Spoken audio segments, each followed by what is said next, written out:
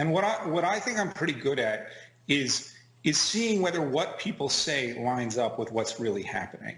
And unfortunately, what we are seeing and what we have seen for the last couple of weeks is that the models that have predicted really apocalyptic things in places like New York City and nationally and in the UK don't seem to be matching what's going on in reality. And in some cases, these epidemiologic models are extremely new. They've gone extremely south in a matter of days. And so I think we really have to ask what's going on here and whether or not there are strategies that might be less damaging to the economy that would do just as well, because we've taken huge steps. We've put 10 million people out of work, more actually, because that's the official numbers. In just a couple of weeks, we've caused real societal harm and disruption, and we've done it on the basis of models that don't seem to line up with reality in real time.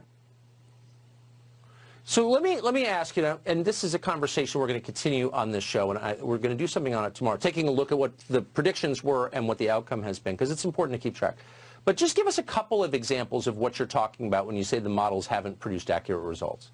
Sure. So the most recent one is the University of Washington model, which was created and released only a week ago, and as of today, predicted that as of today, there would be about 50,000 people in New York State hospitalized with coronavirus, and there are about 12 or 13,000.